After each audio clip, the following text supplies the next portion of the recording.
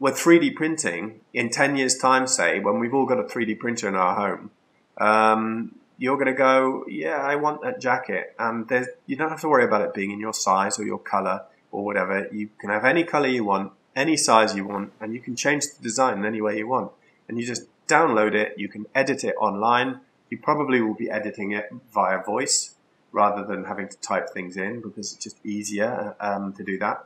But even if you do, maybe you want to draw it or something, or you can make a change. It will be quite easy to do, probably. And then you just print it off, and lo and behold, there it will be in your home, your own jacket. Currently, it takes a few hours to print something. I don't have a 3D printer. I'd love to have one, but I think it's going to be much quicker, and it's going to be able to utilize all sorts of different materials that it can't do. So I think, it's in its infancy at the moment, but it's going to go through exponential improvements over the next 10 to 20 years. And yeah, sure, we can all have a 3D printer in our home. At the moment, this is already happening. I came across a company who makes leggings. And now I don't own any leggings, but my wife and my daughters both own leggings. And do you know what the process is currently for sort of if you wanted to buy some leggings? Surprises me that you don't own leggings. Well, maybe when I'm running around in Sherwood Forest with my merry men, I might put some on then. But no, So essentially, what happens is a designer comes along and they say, "Yeah, I want to design this," and they've got financial backing and all the rest of it, and maybe they've got a contract, perhaps with like a shop, and so they get the go-ahead, and then they go about designing their goods. And then at that point, then they need to employ somebody else to go over and source the raw materials. So somebody goes over to one country where they produce cotton, for example, and then they make a deal with these people, and then that cotton gets taken to another country where they've probably got a factory with people sitting there at a desk all the time, in near slavery conditions, possibly, and spending 14, 15 hours a day sewing with sewing machines.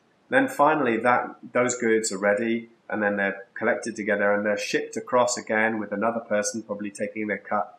And eventually it reaches say the US or the UK or wherever it's being imported to.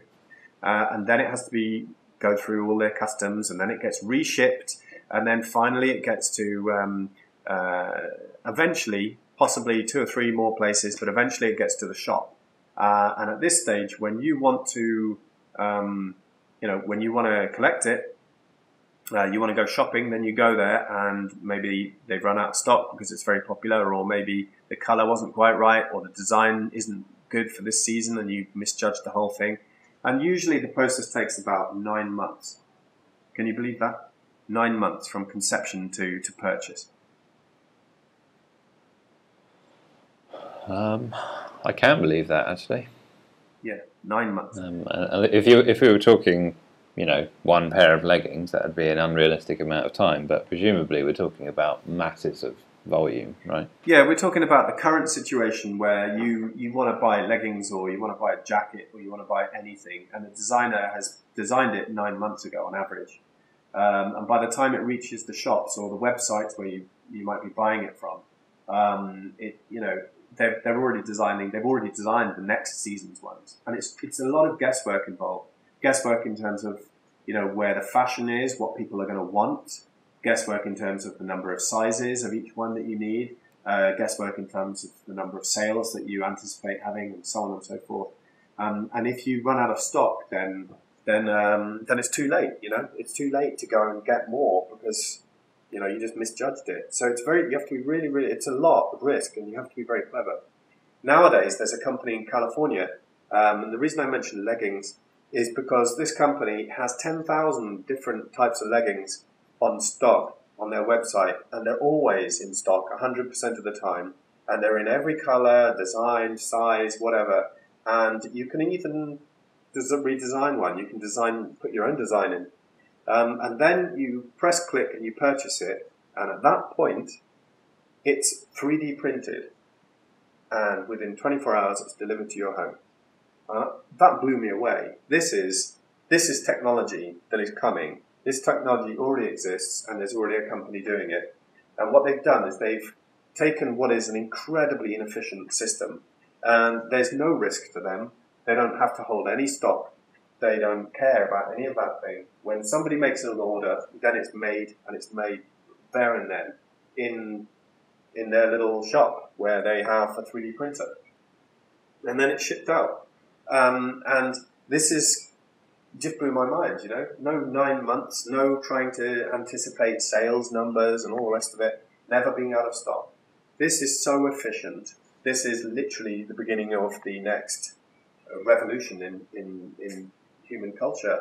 This is the technological revolution in progress, and this is like you said earlier, it's the next industrial revolution. Industry as we know it is going to be phased out. It won't happen overnight, but it's going to be replaced by cottage industry or by 3D printing.